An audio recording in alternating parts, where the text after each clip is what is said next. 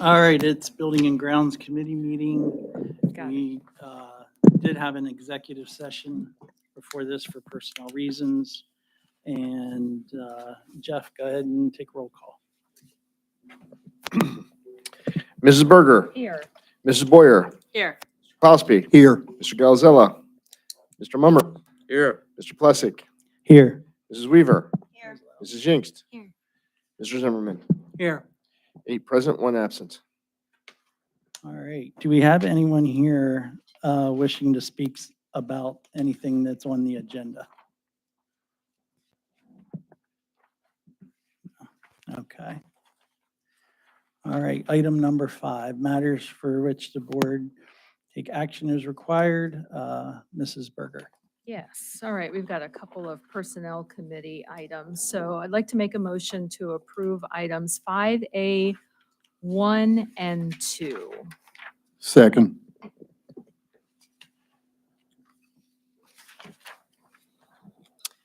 All right, so motion second. I know Yep. this was talked about at the last meeting. I don't know if there's anything you want to add. So just, Dr. Hum presented at the last meeting, and you'll see that one of our candidates is being transferred. Marley D. Jones is already hired in the district. She was actually hired to be the learning support teacher at Park Hills Elementary. Her skill set is better matched. She could do either. She's excellent. But her skill set was better matched to the autistic support. So she's being transferred into that position. Now that once the board would approve this, it would be created. And Jesse Moore would then move into and fill in for the contract for Marley Jones. So that's a little bit of a checkerboard, but both positions are filled. And also we would, it's the grand scheme. I know that Dr. Hum is talking about voting at the next meeting for next year's expansion of that same program. Okay. Any other discussion? Questions? No? Roll call. Mrs. Berger. Yes. Mrs. Boyer, Yes. Mr. Klosky. Yes. Mr. Plessick, Yes. Mrs. Weaver, Yes. Mrs. Jinxt. Yes. Mr. Zimmerman, No. Mr. Mummert. Yes. 7 yes, 1 no. All right, agenda item number 6, the Southwest High School renovation. I'm going to turn this over to Nate, I guess. Thank you. So I wanted to continue the conversation we started at the last board meeting.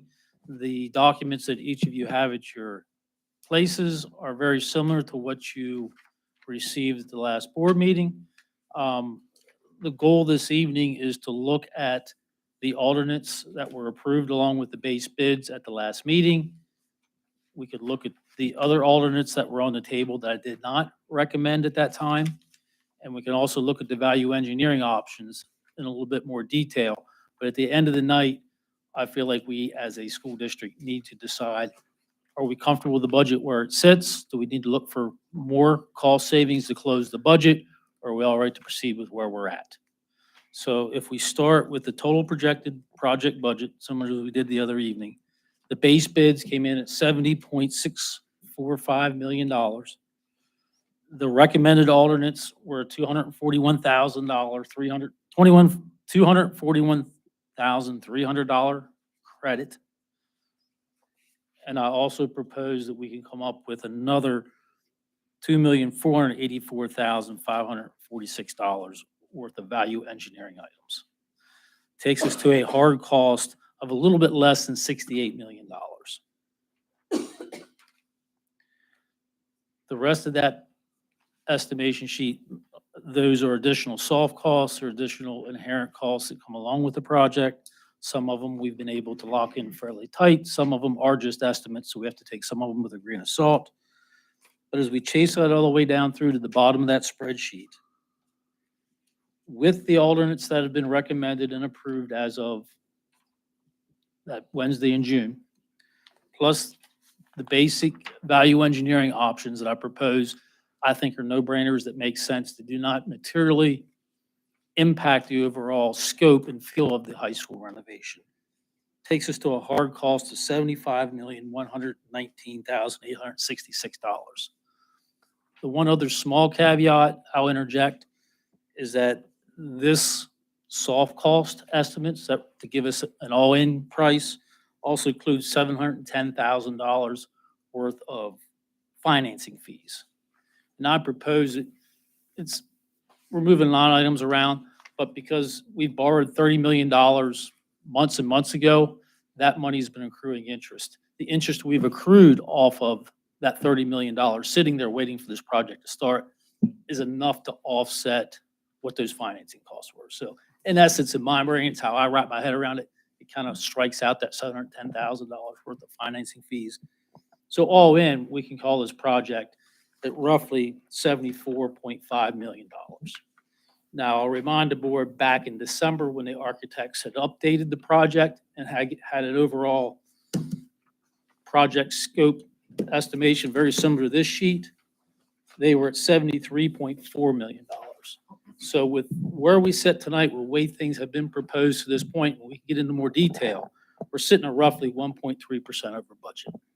So I just kind of wanted to bring the board back around, remind everybody where we were back in December when we were updated cost-wise. Not that anybody wanted to see the numbers going that way, but I feel like through a lot of hard work, we've gotten things back pretty close to where it's not a huge surprise from where we were, 6 months ago.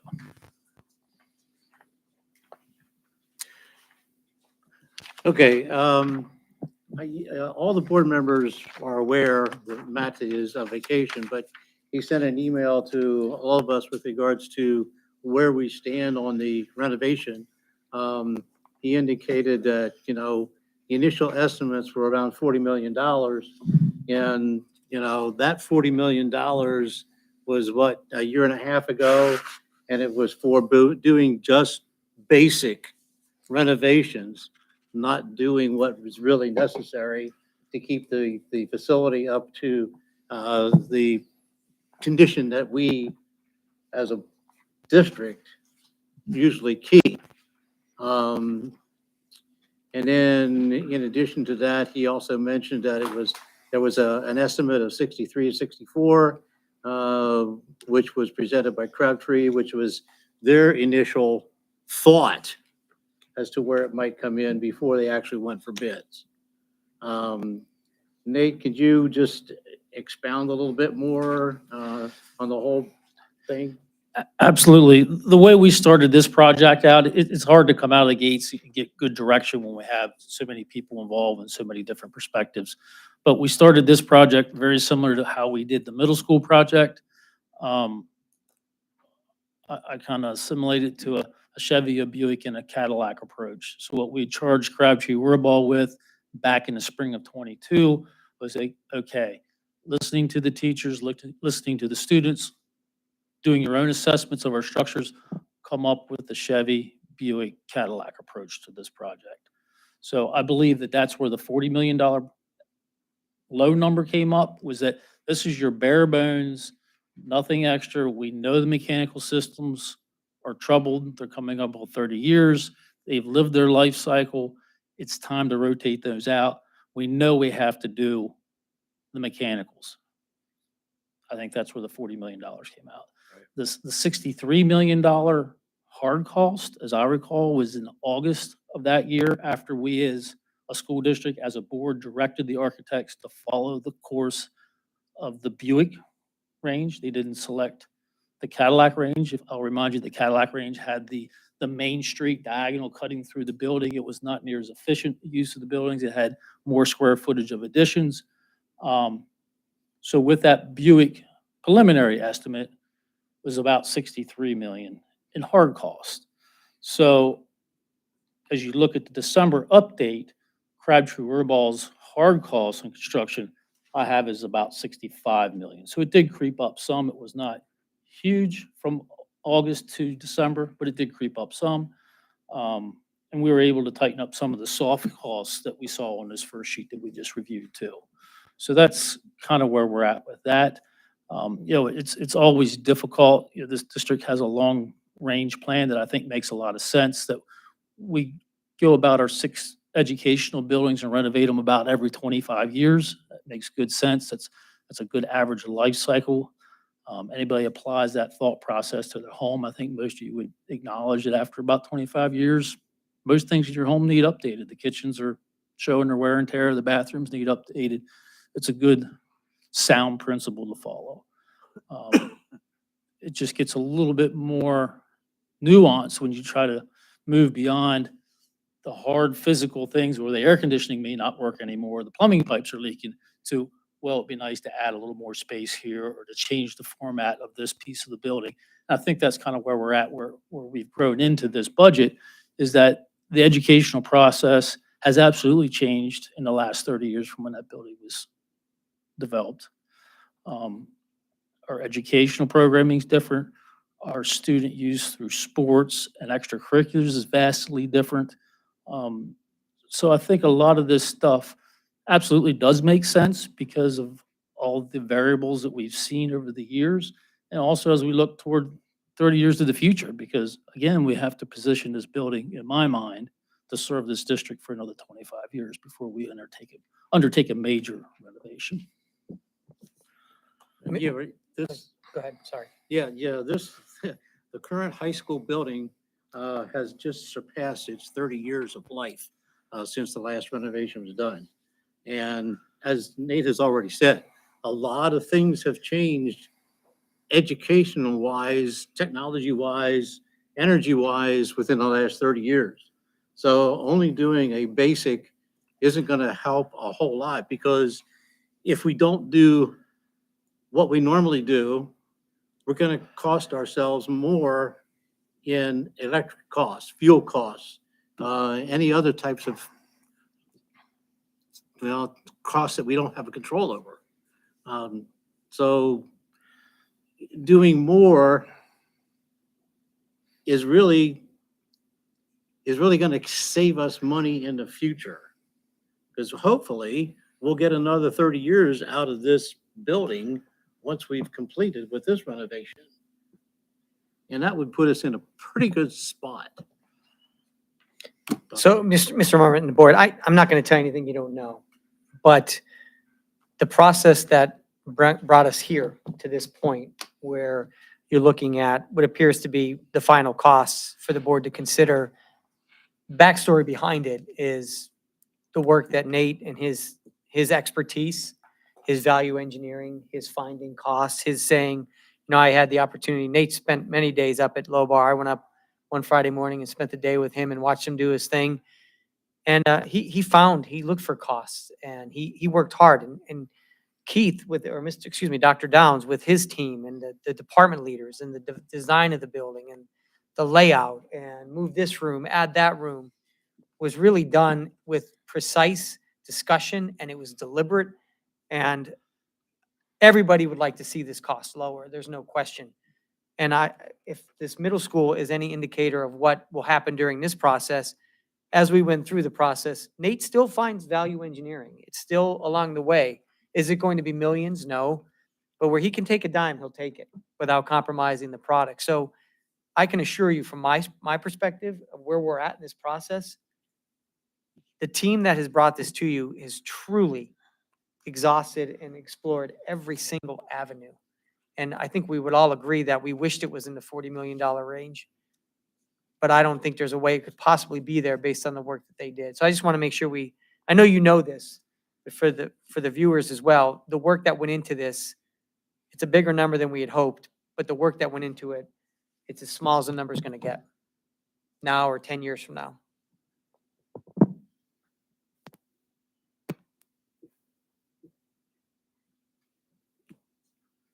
Other comments? I mean, this is Rich's meeting, not mine, so. Well, at this point, I don't think anyone has any problem with items 1, right? The recommended. Yep. And then the potential is the item 2 column, which at this point is more or less to be determined, I guess, that Nate's working on, right? Is that how that looks, or? And then there's number 3, which is not recommended. Does anyone have a problem with 1, 2, and 3 in these columns on the summaries at this point with what? Are you looking at the value engineering? Yeah. Yeah, the first one's recommended, the second one's potential, and the number 3 items are not recommended.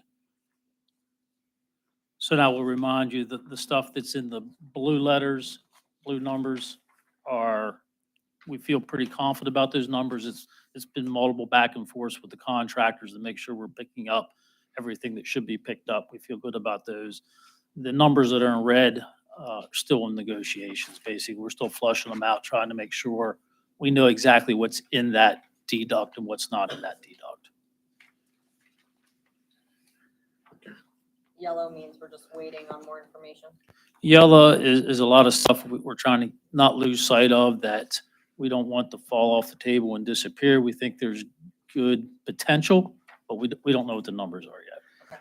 I know that Brian, the architect, talked about some scheduling VE items. That's not taken into account in this yet? The scheduling aspect, Yes. no, we weren't able to ascertain good hard numbers from all the primes, because while it might save one contractor money and effort up front, it might cost another prime contractor additional money. So it's kind of a moving target as we're shaking that through. It's like, well, if we move it a couple weeks, a couple months, how's this impact everybody, not just one? All of the prime contractors, and understandably, will focus on how it affects them, and they don't care about anybody else. So we're trying to make sure that we don't forget about one guy where he comes back and says, wait a minute, you just added thousands of dollars to my effort. All right. And the reason I asked about items 1, 2, and 3, because that is what we voted on basically already.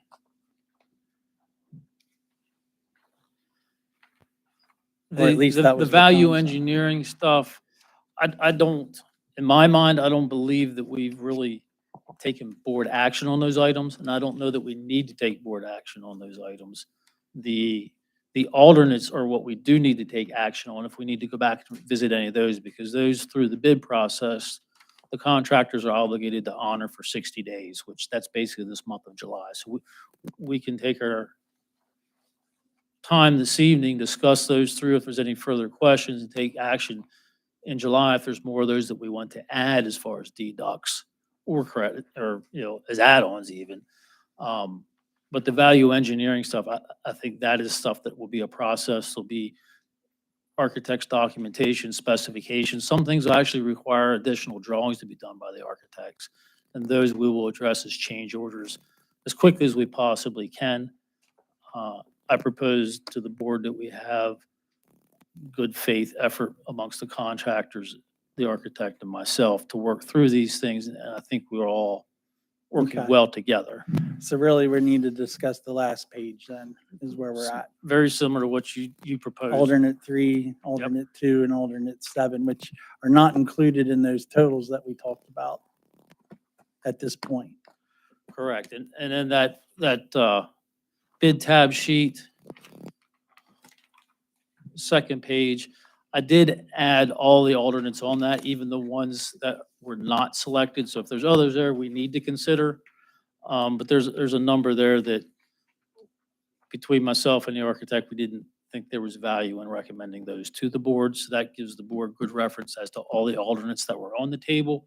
But that final section that you're referring to, Rich, is in my mind, the ones that the board does need to wrestle with and come to terms with, or whether we want to take action on those alternates.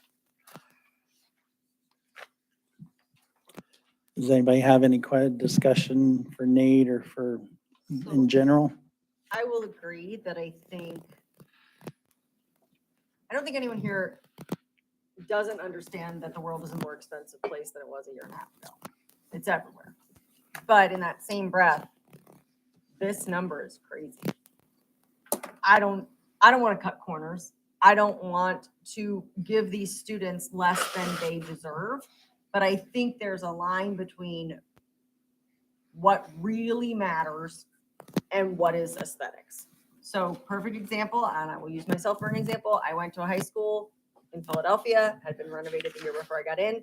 I could not remember if the ceiling in our cafeteria was vaulted or not vaulted. Could not remember. I was in that cafeteria every day for 4 years, maybe not every day. So I went back to pictures from my yearbook. It was vaulted. I had no idea. I never paid a single minute of attention to the free light that was coming through those windows. But I do remember that we also had brand new whiteboards on all of the walls.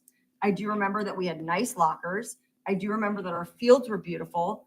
And so there's definitely things that we cannot skimp on. 100%. Our children deserve it. My children will be there. Some of your children will be there. But I also think that when it comes down to some of these things, and I'll use the roof structure because I am a proponent for cutting that out. I think we really need to look at this. And there are people in our community that are going to be helping to foot the bill for this renovation, myself included. All of you All included. of us. That, I mean, you see it. There are people that cannot pay their bills right now. There are people that cannot pay their bills. We're not talking about doing a $50,000 kitchen renovation and now they have to wait because their school taxes went up. We are talking about people that cannot pay their bills. And if you don't see it, then truly we all need to open our eyes a little bit. I mean, even my own family, like we are having conversations that we have never had to have. So if we are having that as two working people with full-time jobs, good full-time jobs, then that means that there are plenty of people that are having much harder conversations than we are having. And we need to be cognizant of that. That doesn't mean we're going to find $40 million to cut. I'm a rational person, but there's a line we really have to consider here, guys. And I truly don't have anything to offer other than the cafeteria roof not being lifted because I trust that you have done everything you can. But I don't think any of us a year and a half ago thought this is where we were going to be. And I'm not talking about the bill, I'm talking about the world. So I'm open to any suggestions that will save our taxpayers money while providing our students the excellent building they deserve to thrive for their education. But I'm kind of at a loss here to be able to say move forward with this. I'm a no vote at this point.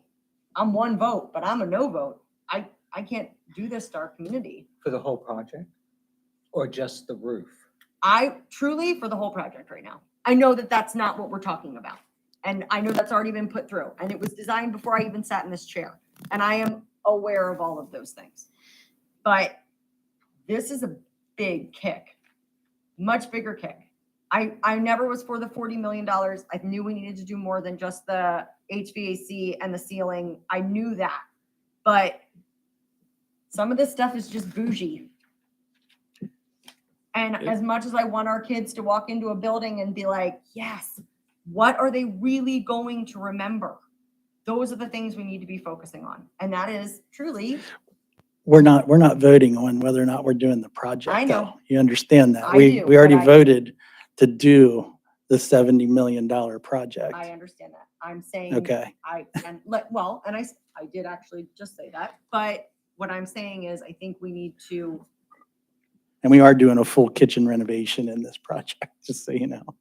Like I we was- are doing a complete brand new cafeteria kitchen remodel. I think you misunderstood. I meant people and their personal kitchens, not the school kitchen. I fully expect the school kitchen to be. But I mean, if you're comparing it to a house, we're pretty much, we are gutting the thing and redoing it. Right. No, mine was just comparing people's economic abilities to pay. Oh, for things in okay. their own life. Sorry if I was confused. So if we're talking about the alternates in front of us, the cafe roof structure, in my personal opinion, needs to not be lifted. That's the greatest chunk of what we can recoup other than the gym, but the gym is utilized in many different ways and will be moving forward that could provide also a safe space for our children in the event that we had to put all of the children into one area at any given time. That is the only area in the building that they would fit, unless I misunderstood from the last meeting. I guess that's part of my concern with the cafeteria roof. It is the one area that gets used every day of every school day. Like we have fields that cost $500,000 just to replace the turf. It cost us $1 million to put in the first time, and they only last about 10 to 15 years, half the life cycle of what we're talking here. And we're looking at a deduct of $900,000 to not raise the roof and allow natural light into the center of the building, acoustics. It's where all the meetings happen after school, for all the clubs before school, for all the varsity club, all the clubs kind of meet in this general area. We use it every day. It's part of the where everybody congregates before they use the gym, after they go to the auditorium. It's pretty much the kind of the heart of the center of the building. I would agree. I appreciate your comments at the last meeting, Rich. At first, I was like, no, absolutely not. We're not raising this roof. But since that last meeting, I've had several teachers reach out to me, team members, public members saying, if you don't do it now, you're never going to do it. And they see the value to all of the students with that extra daylight and the extra, sun coming in. And in the grand scheme of things, it's a little over 1 point some odd % of the total bill. I never even thought about the turf fields. I'm just it's trying to apples and make it, oranges, but but when That's it a comes to sore dollars and subject. cents, yeah. But I, For some of us. yeah, well, my feelings about the lockers. I want to replace the lockers for the kids. I want every kid to have a proper sized locker that's going to work for them and going to be able to be locked. And it's some of those lockers in there now are over 60 years old. We need to get rid of them. Or, whatever. We just need new ones for the kids. And I am in favor of raising the roof, and because it's like at your house, if you barter with your spouse, hey, let's do this, and then we'll do this in the next 2 years. That's never going to happen, at least in my household. And I'm married to a contractor, so it's never going to happen. I say do it. It's not going to be any cheaper 5 years down the road, 10 years down the road, nor will I ever think I feel strongly we need to raise that roof. That's my thoughts. My only thought with regards to raising the roof of the cafeteria is, that's gonna create a pretty good sized additional volume of space that will need to be heated and cooled. And that's gonna greatly impact our utility bills. Well, how is it at the middle school now? Is it greatly impacting the middle school? That I can't tell you. I don't know if Nate or Jeff would have any impact on or input. Well, I watch the utility bills pretty closely. It's a tough one to really analyze because with the middle school renovation, we added a fair amount of more conditioned spaces than what we had before. The gym was never conditioned before. We've taken some additional areas, kitchens, et cetera, that were not conditioned before and conditioned. I feel like in general, our energy is tracking pretty closely to where it was before, even with the additional spaces we're conditioning. Now, when you look at it from a dollar viewpoint, the dollars are way up and down compared to where they were when this project before it was renovated. But that's the dynamics of the market. The interesting space about big volume commercial buildings like this is that you end up with a balance point somewhere around 60 degrees. So anything above 60 degrees, you start needing to apply a little air conditioning. And below 60 degrees, you start getting into the heat range a little bit. It's a little bit lower than a typical house that we're used to dealing with. A big volume space like that gives that hot air someplace to go where you can kind of vent it off the top of the room. Well, I think it is absolutely, you can't argue, there is more volume, it is more space to condition. But I think the overall impact at the end of a year is probably on a pretty small percentage scale for overall energy use of the building.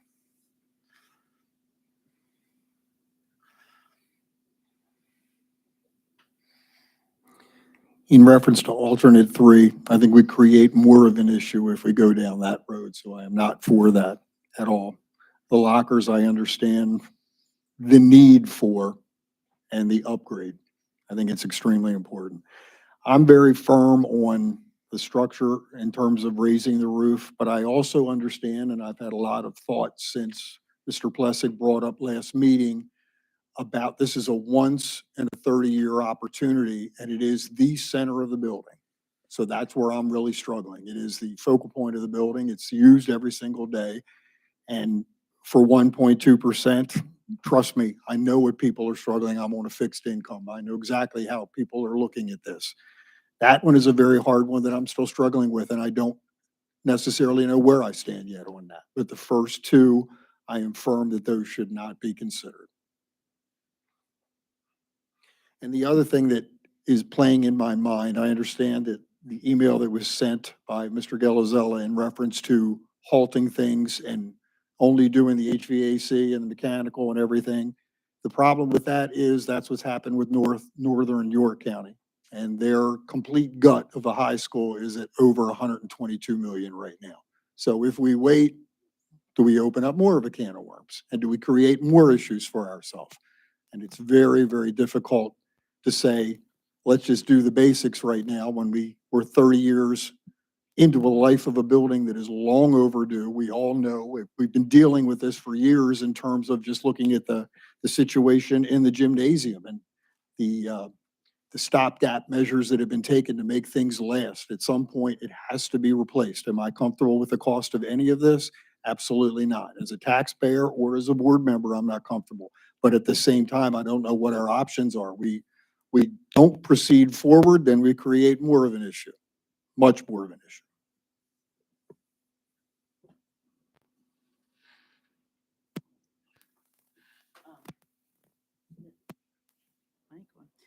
Mr. Jeff Wilmer, are you at all worried about our finances and paying for this project? So as far as paying for the project, we were already looking at paying for $65 to $70 million project when we looked at numbers 2 years ago. It is more cost, yes, but from a financing standpoint, it just means you either extend the term, instead of it being 25 years, the term's 26, 27, 28, whatever it needs to be to meet our budget numbers.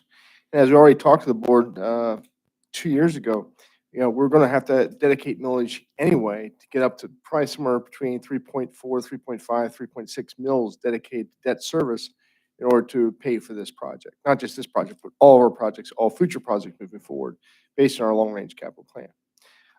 We have reached out to our finance team. They are in the process of working on numbers. We'll have some numbers sometime in early August to bring back to the board with some options as far as financing is concerned. At that point in time, I think we'll have better information for you regarding costs, but I'm confident. Am I confident? Sure. I mean, it's just a matter of how you structure the financing. Can you do it? Absolutely, you can do it. Thank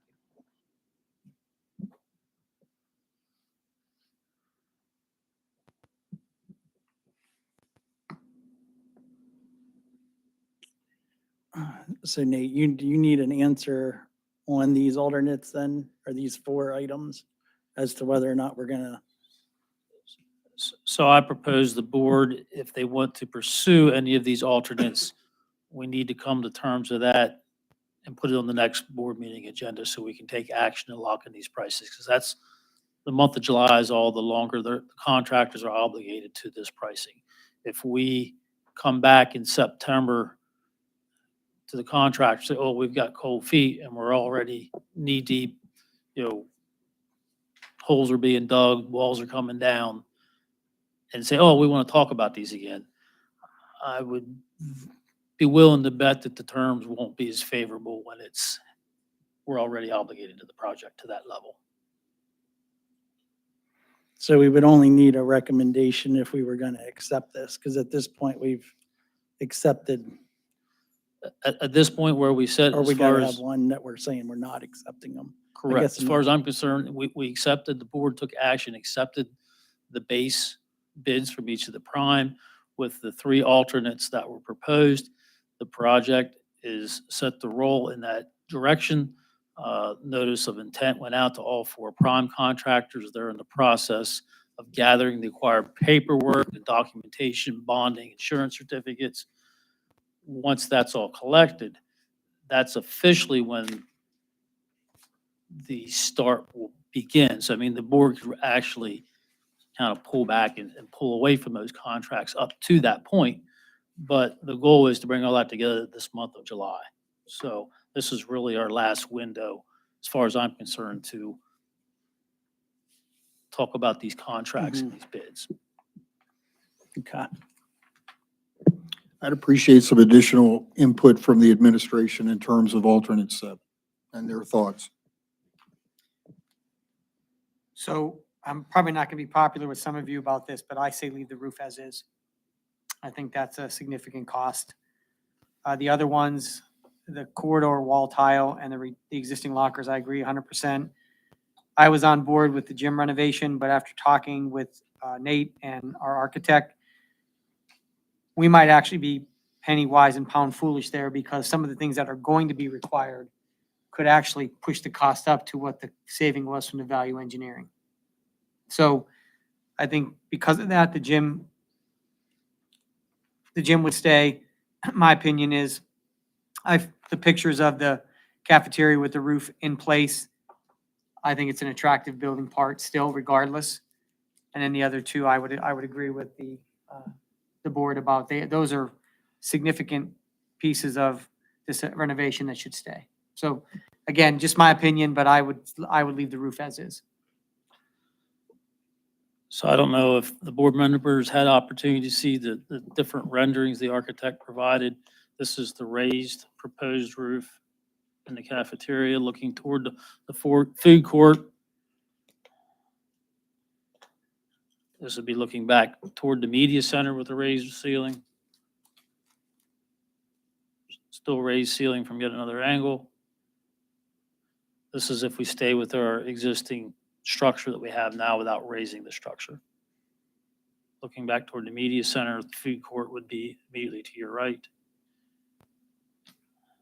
Food court to your left, looking back toward the media center. And now the other direction, looking back toward the food court. Do we have any pictures of what it would look like looking at the front entrance? This doesn't change that impact at all. I mean, I can find you a picture of the main entrance, but this option doesn't impact the street view at all.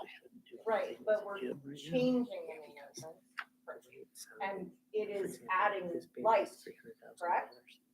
The new main entrance does have a tall entrance foyer, has high windows, has light. So my question is, if you're standing in the cafeteria, because like if you stand in the cafeteria right now and look towards the front door, you're able to see the front door. If you're adding light, I would almost wonder how much The light, light is from that gonna hit yes, the cafeteria, Might take me a minute to if find it. any. if any. I mean, right now, it's truly not much. You can see the front doors, but they are not as high as I think the new building is going to have. I think it would, just talking about it without showing it to Yeah. you, it would interject some more light back that way because you have a higher wall, higher windows.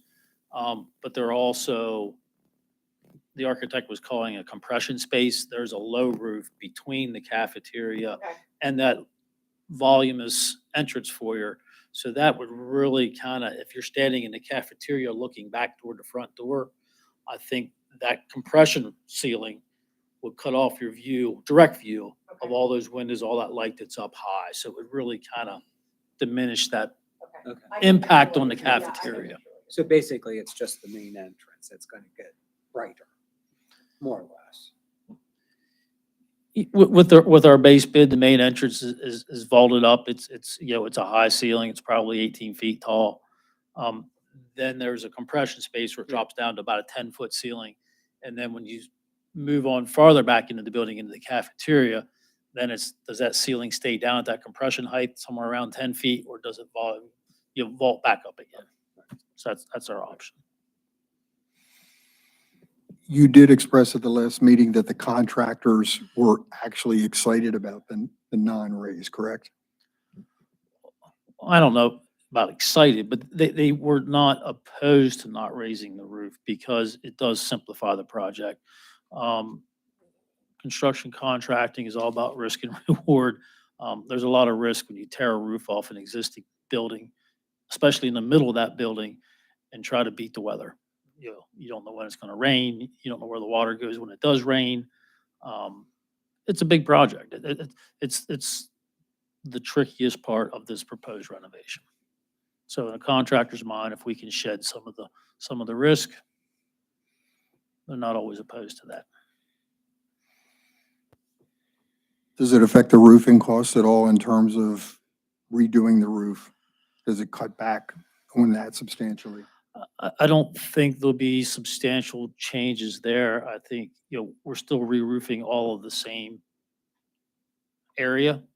Our flashing details would change some.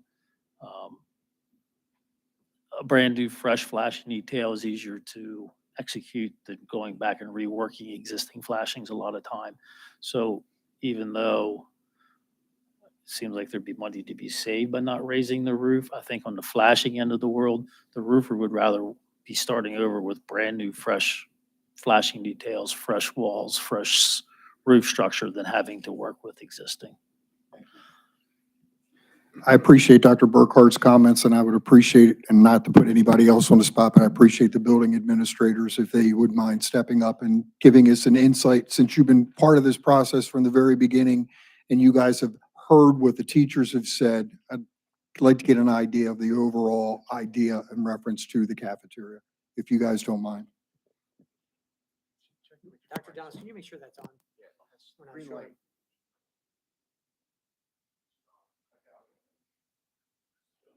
Just keep pushing buttons.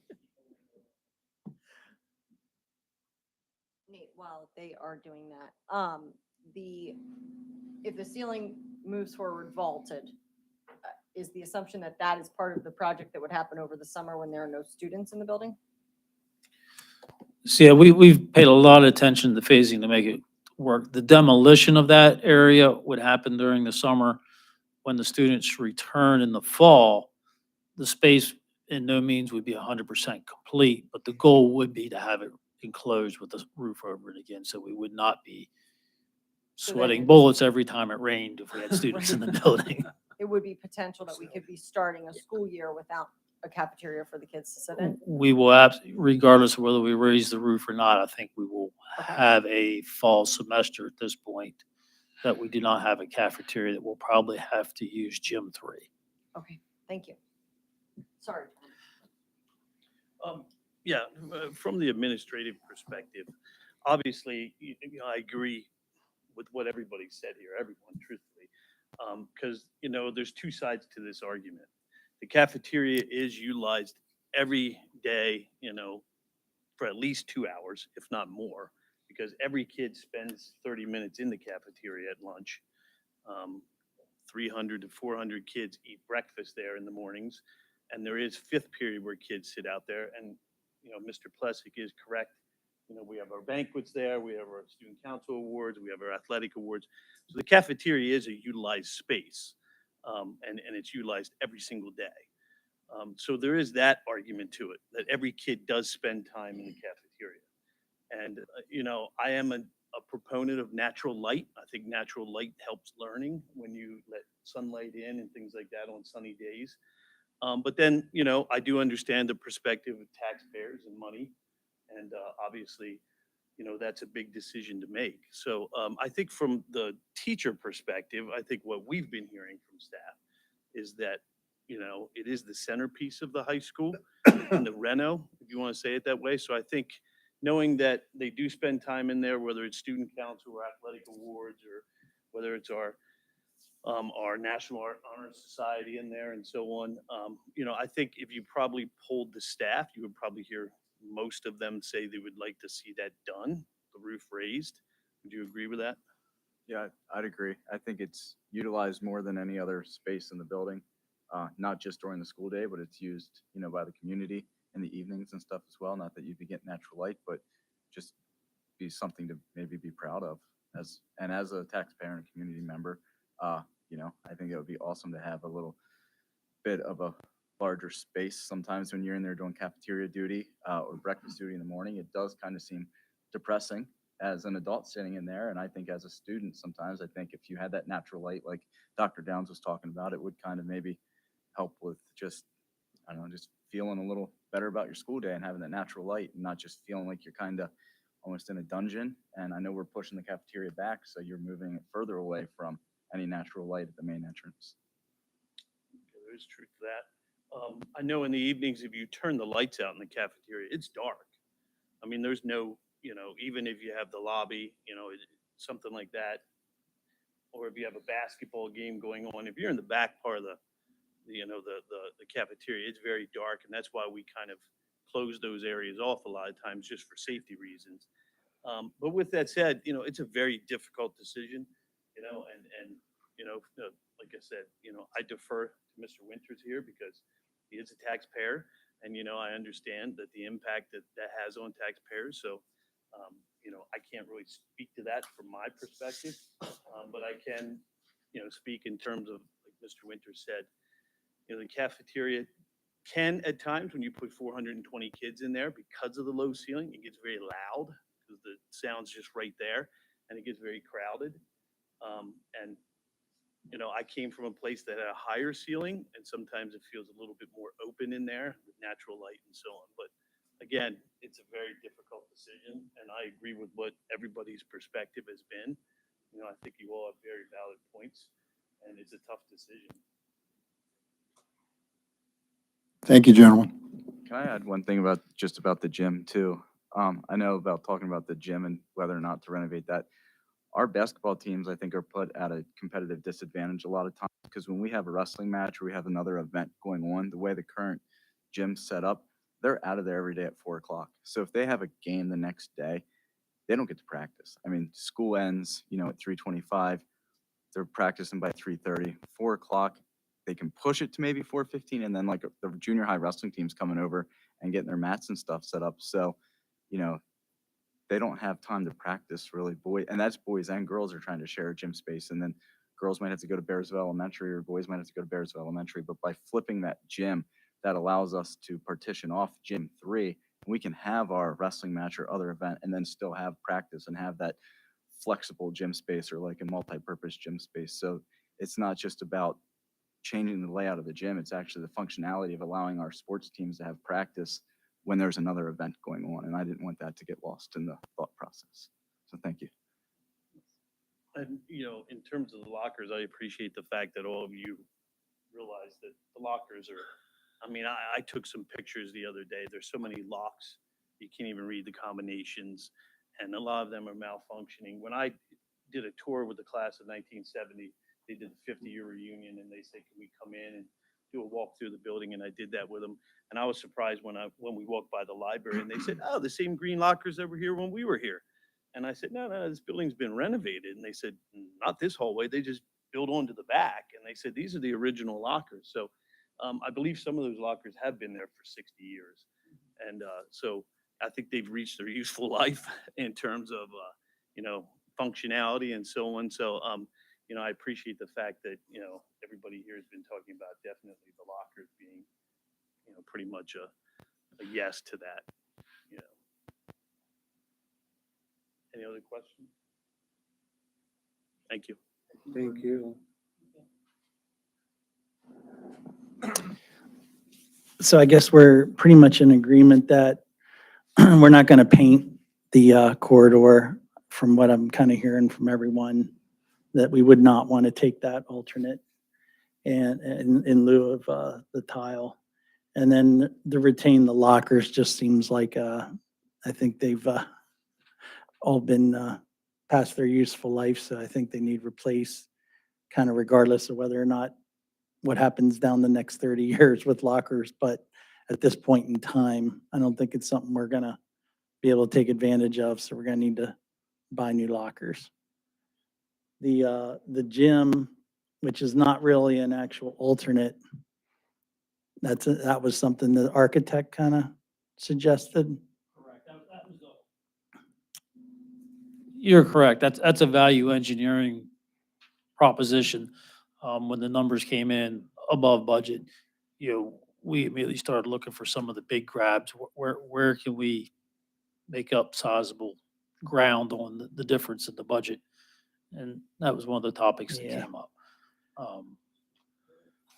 So that would be something that basically wouldn't necessarily need voted on. It'd be more of a direction if it would happen to be It does not need to be voted on this month, but I would prefer to have direction from the board on to that one. pursue that and work out the scope and the drawing changes and whatever else, if it is a direction the board wants to pursue.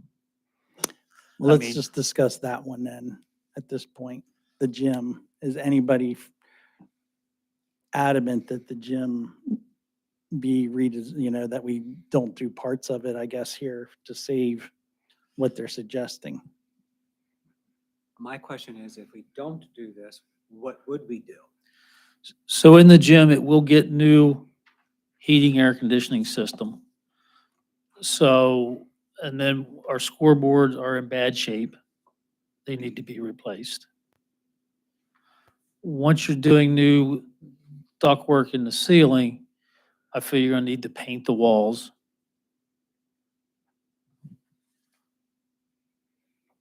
The sound system in the gym is something that's repeatedly identified as something that is inadequate, does not work well for how we use the gym space.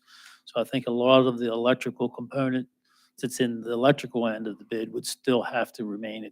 Wouldn't make sense to me to upgrade our entire electrical system throughout the school district or throughout that building and not upgrade the electric in that gym space, which would mean the lights needs the power sources. And then if we didn't do it, it would also impact with the new architectural layout, the main entrances and stuff are more front centered with the main entrance. If we opted not to do the gym, the doorways would stay where they're at. Architecturally would kind of impact what the architects were trying to achieve as far as a nice entrance to the building and that gym space. So that's just a function of what happens if we choose to go that route. Yeah. The bleachers are one of the things, from my point of view, I'd like to see to be replaced. If they're not replaced, I propose the board would have to keep in mind that we would be dumping thousands of dollars back into those right away to do rebuilds and repairs to make them function longer than what they are now. We've been doing for a number of years. We service them on an annual basis. Every year they come back with thousands of dollars worth of recommended repairs to make. We choose to do the repairs we have to with the mindset that we're going to be tearing them out to do the renovation. So if we don't do the renovation, there's a lot of things we've been deferring, trying to get another couple of years out of, which I don't think we'll be able to defer longer. So, it's going to be an added cost there that, while we would keep the old bleachers and we'd spend thousands of dollars on them, they'd still be old bleachers and we'd still have broken stuff every year that we'd probably still have to repair. But, so that's kind of that irony of Do keeping you the have a bleachers. ballpark figure for new bleachers? Just 500,000, 300,000? The numbers that we were receiving when we were talking to the contractors about this credit were less than 500,000. It was a little bit of a fuzzy number. One point in the conversation was about 450, another point it was 350.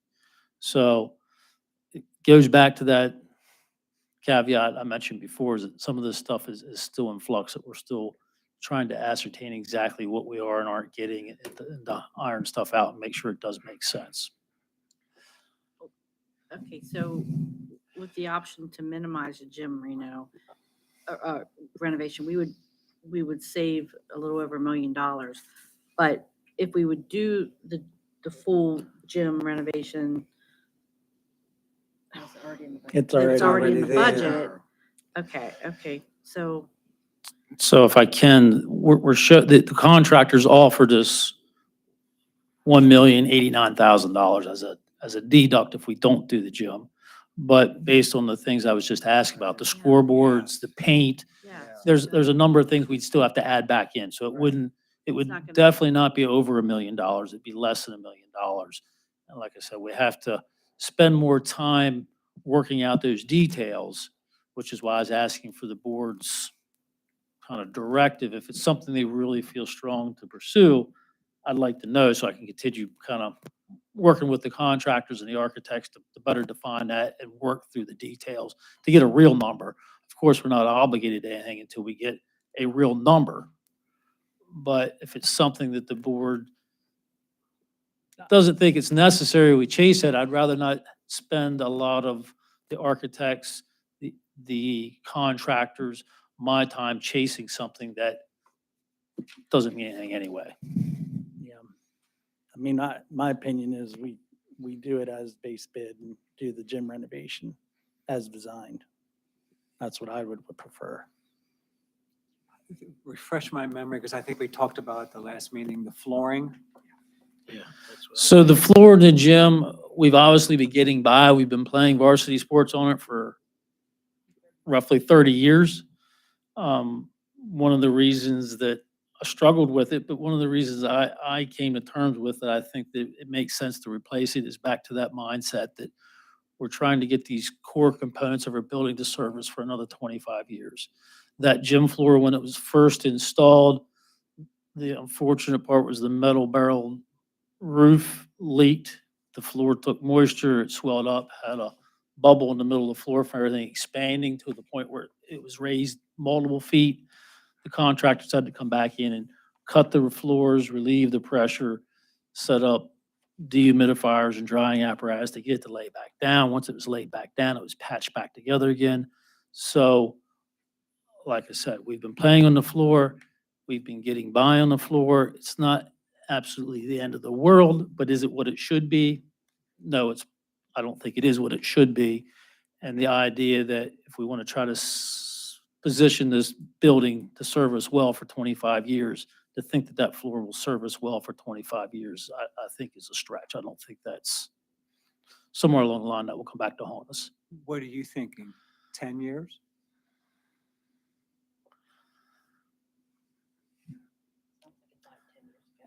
It's hard for me to put a put a time. Some of that is the user's acceptable level of, when they go to other districts and play on new floors that are sound, that never suffered the negative ramifications this floor is, then they come back to our floor. I think that's where it'll start biting us first. We do have some splintering issues. We do have some things we fight with the floor currently, but we've been able to kind of keep grips of it. But like I said, I think what our user base finds acceptable is what will come back to bite us on that we will hear strife somewhere along the line that, hey, this floor is really not what it's supposed to be when we go everywhere else and play. Much like we hear with our outdoor turf fields and football fields and baseball fields. Why is our facility like this when everywhere else we play, it's like somewhere else? I feel like for the most part, whether it's the items that are value engineered or these items that we're looking at now as alternates, the reality is we've had this schedule where we make sure that every building in the district is taken care of. So when this renovation is over, we move on to the next and we cycle all the way through. There is not, and this has been said many times tonight, there's not going to be a point in 10 years, in 6 years that we say, hey, we've got an extra $7 million. Let's go back and do those things in the high school. So I think anything we think about tonight cutting out, keep in mind, it's going to be how many years before the high school cycles back in. And that's how we've tackled this for decades and decades. I think we need to leave the gym in. I think that was an excellent point, because at the end of the day, I really appreciate the fact that this school district, the school boards, the employees have always taken a proactive stance to how they care for the facilities. And for us to wait until the gym floor is failing and for the coaches and the players and the community to be complaining is not a good place to be in. Why do we want to wait until failure and we're jeopardizing a winter indoor sports season because we've got huge splinters coming out of the floor, or the dead spots grown to the point where the other teams are saying, we don't want to come down there and play on that floor because it's a bad floor. So part of this is not allowing our structures to fall into that state of disrepair. So that leaves alternate 7, which is raising the roof in the cafeteria. I think we've all talked about it. Everybody kind of heard their opinion. I mean, my final thing would be is I'm not willing to take the taxpayers' money, spend $69 million on a renovation, and the cafeteria feel like you're standing in a basement. I can't vote that way.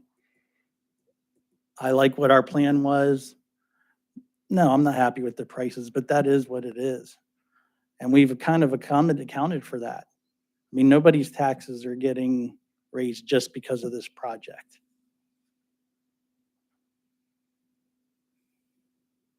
So in my opinion, I think we don't take any of the alternates or the VE in this last page. And the value we're talking about here, the $2.5 million, that's already a part of the 75 total? Yeah. Correct. That's, Including the cost, soft costs and all that? yeah, that original bid tab sheet Yeah. has that roughly $2.5 million worth of value engineering items. That is stuff that we're still working on, but we feel pretty good, confident that we'll be able to deliver those type of change orders. And that is what takes us to that total project value of approximately $75 million. Yeah, this would be off of that. If we These- were to, Any of these items are off of the 75. So it'd be 70, of the soft costs. So that 75 includes the soft cost Yeah. and the hard cost. right. So if you I took the was looking at a- cafeteria roof yeah. off, you could drop it down to roughly 74 million all in. Yeah. That's total project cost. So yeah, I don't see how we spend that and don't get natural light into the center of the building.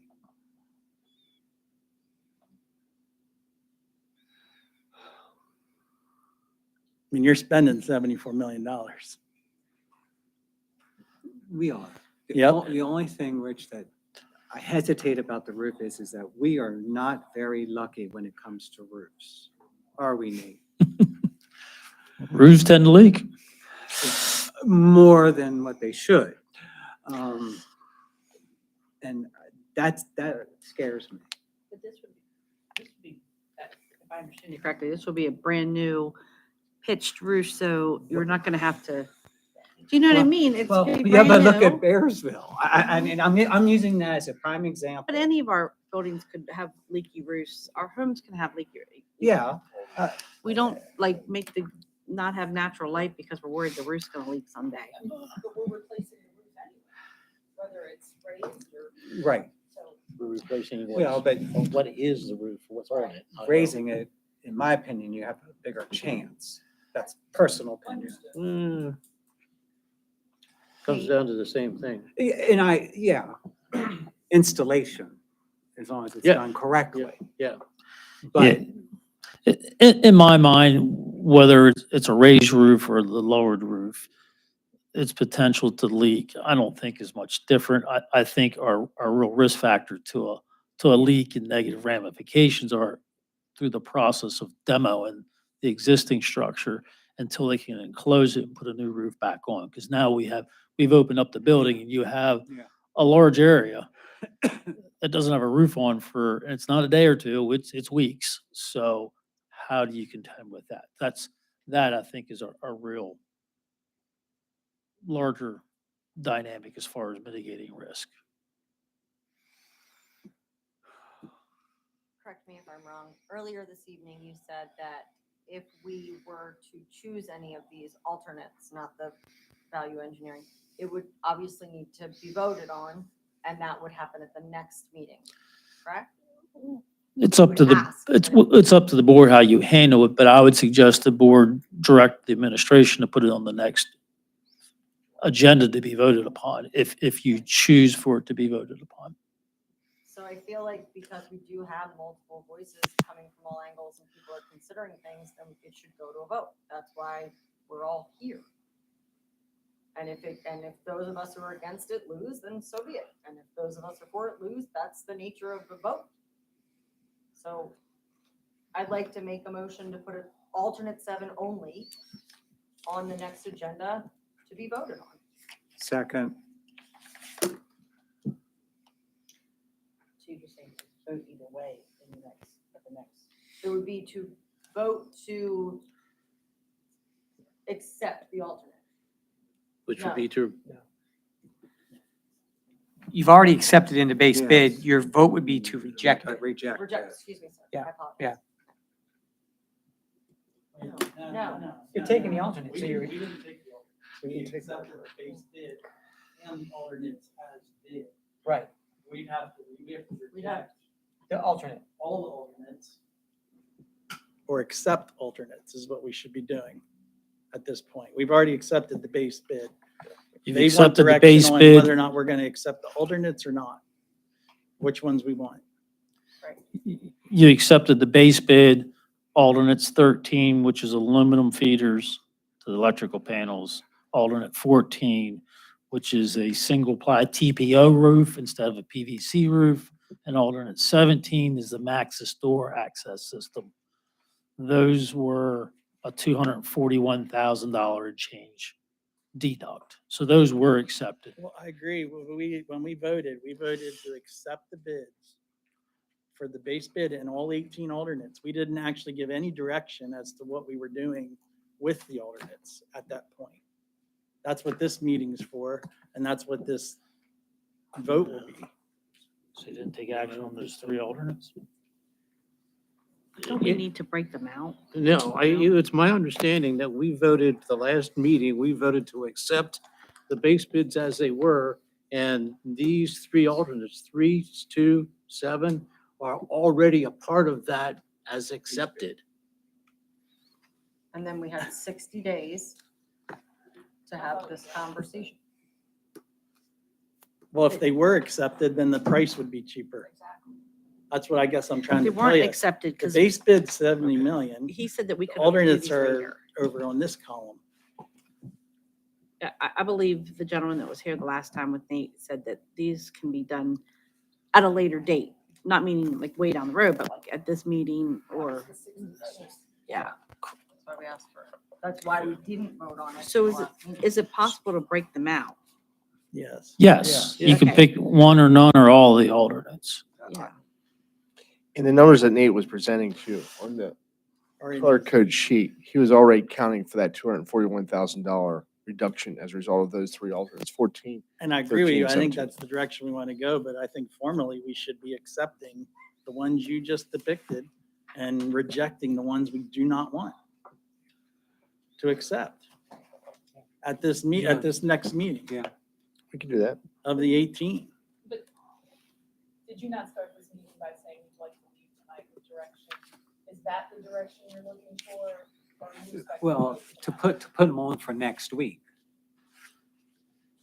So what I'm hearing is Rich would like to see all 17, I believe it is, alternates listed for an up or Formally, we down should vote. be- Yeah, we should be Voting telling on each you one. which ones we want to implement and which ones we don't.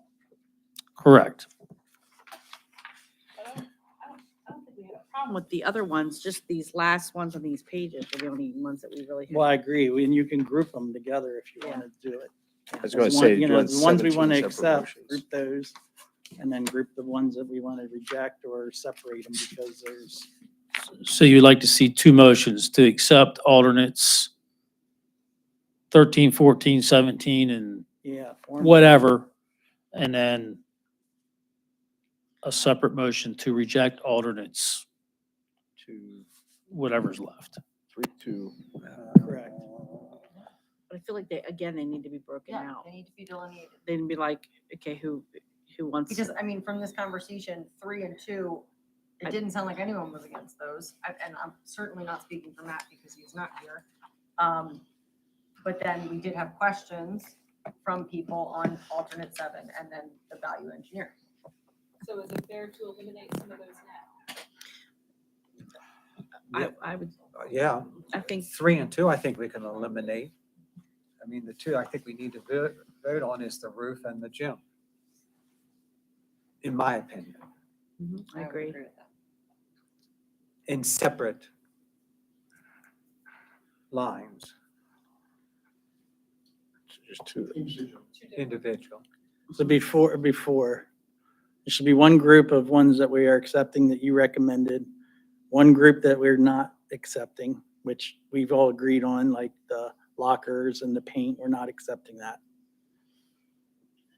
And then there's And probably a couple 7 more in that the you gym. recommended not to accept, which they can be lumped in there also.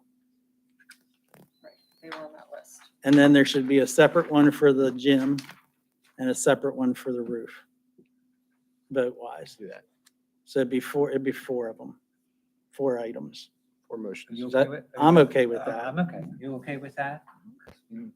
You're absolutely right, we Rich. can I do didn't that. think about, you're absolutely right, because in that way, they're all accounted for. Yes. Yeah, and then, as far as signing contracts and writing, everything should be legitimate. Yeah, 100% right. The VE is just, the directive is do the best, do as much as you can, Right, with action on the gym VE, it would be based keep, on our keep vote. digging and follow that to the end. Well, if we vote to accept it, I don't think it's, I mean, at this point, I don't think many of the people want to accept the gym VE, but Yeah, I guess I don't feel, I caution saying accepting it because I don't feel we have a good number that we can say this is a good value proposition. okay. I see To what you accept mean. it. You mean money wise, so you want to say Correct. direct, you just want to see pursue. Pursue Yeah, it, I don't. At this further point, I think develop it, that's a whichever, right? waste of time.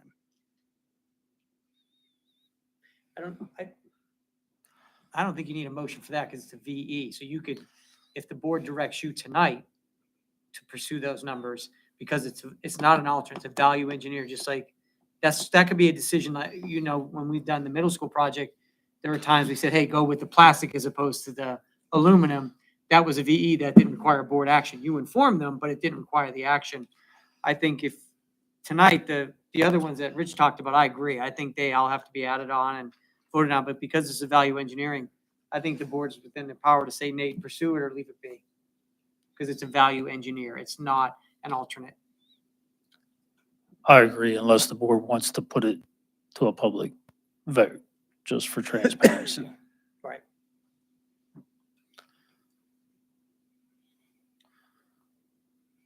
Ultimately, all the VE stuff will come back before the board as a change order, which the board has to either accept or reject. So if one or any of these numbers come back that we propose as a value engineering option comes back and we get surprised, or the contractor digs in and says, no, we changed our mind, we don't want to give you that type of deduct, the board has the option at that point to say, you know what, we're not taking that. Well, let's that just put it value on engineering. as whether or not the board would prefer to have you pursue the gym Okay. or not. I'd rather have you pursue all the other list of 50 items that we're pursuing and want you to. That's my opinion, but I think we vote on that at the meeting. Yeah, that's fine. All right, so we'll see 4 motions on the agenda. Yes. Thank you. We did have a motion and a second. Do we want to withdraw that? I mean, we made the decision to make 4 motions instead of the one that I made, so I can withdraw that since there's been something else made instead. Second. Or do I have to edit it? No, I think what we're doing, you're going to retract the motion you made because You've given us what we're direction. talking about is motions to be put onto the July 19th meeting. Yeah. Agenda. You don't need a motion to put a Yeah, motion. on you've given us Okay. there. direction. You're good. You're So good. I will withdraw So it. if you retract it, you second it, we're good. It's good.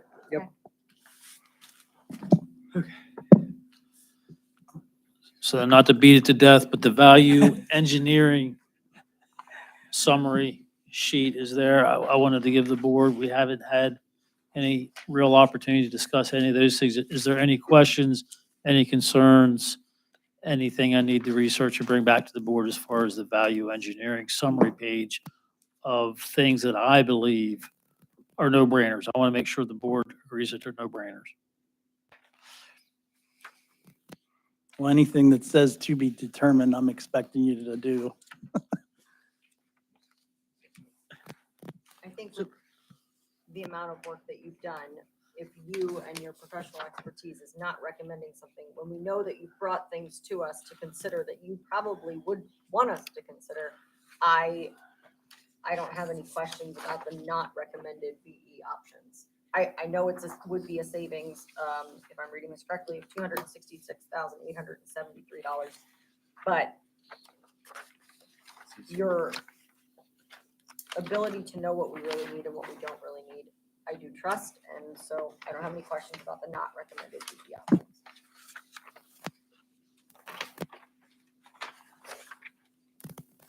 So just to get a little better understanding of looking at the alter or the value engineering summary, under GC, you're looking at a potential, just for the GC, a $1.2 million deduct, Was 1.3 million. almost 1.3, another 237,000 deduct for the heating, and 952,000 for plumbing.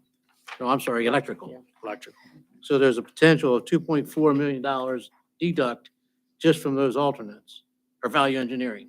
Correct, and some of those numbers we're still working on. Some of those we're still working on. It'd be right. my goal that these are conservative numbers, that we come back with $2.5 million and More. change of deducts under that section. Okay, Yes. okay. And then the next section with potential VE items, there's potential there for some more dollars. It's just at this point in the game, it's hard to really put figures to it yet. for the Sure. board. Sure. And then the non-recommended, the $266,000 increase, Deduct. deduct. That's $266,000 worth of deducts that I'm not recommending to the board, because at the end of the day, I don't feel the value for the Okay. district is there. All right, looked at that the wrong way, sorry. Okay, so there's potential for that figure to still to come down. Correct. Hard to say how much, but there's hope Good. to come down to a lower figure. A little bit. Okay, All right. it's your meeting, Rich. Well, you have any more questions about that? That is already taken into account into the total, though. That, Right. okay. All those item ones. All right, that takes care of what, all the item 6B alternates? Is that what you were referring to there? Correct. Okay, so number 7, updates. So that's more or less a carryover from previous month's agendas. The biggest focus tonight was what we just covered. Of course, we're still working through some permit issues with our scoreboard, but the purchase order's been authorized. They're working on building that. We're in conversation with them. The visitor bleachers have been ordered. We're waiting on receipt of delivery for those. So those projects are moving along. As far as the middle school project, the last conversation we had there was some issues with MICO contractors. We're still holding those monies, but we have gotten made some progress. Still, it's like pulling teeth. Still retaining their retainage. And I've gotten partial figures to finish out the things that we do not feel were finished correctly. So now we at least have some dollars to hold in front of them and say, this is why we're holding the retainage. This is the dollars that are assigned to rectifying these things that are incomplete and not where they need to be. It's just been pulling teeth. Yeah, we're getting there slowly, but it's moving slowly. To me, the fact that it's still moving forward is good.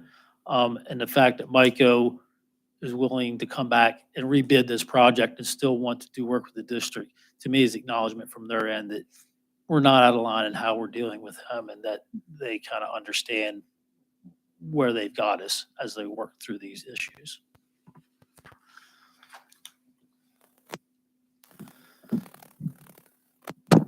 So the one other item I would have for the board is that through our budget process, we had ordered a new toolcat. It finally came in. The old one's got 5,000 plus hours on it, starting to rust, starting to have issues.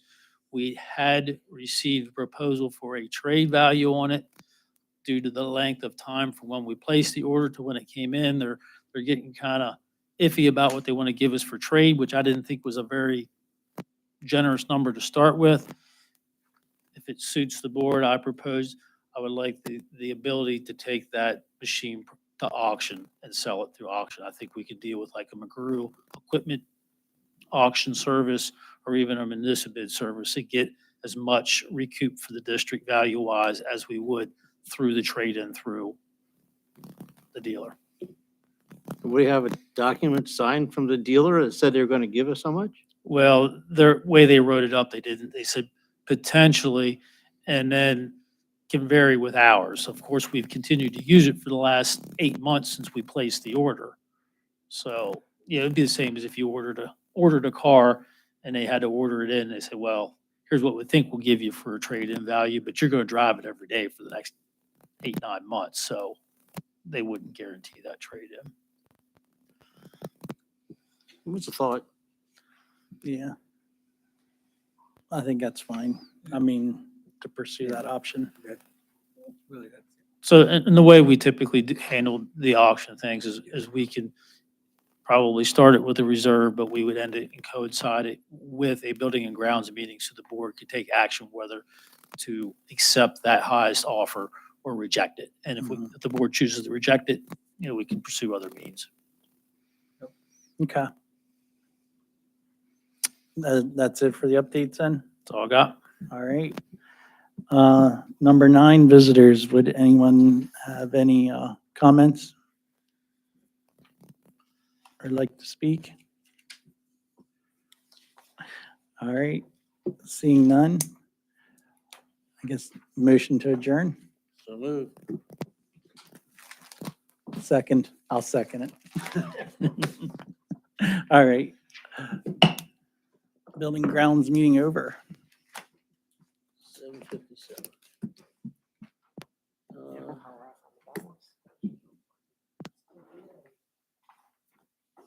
That doesn't happen very often.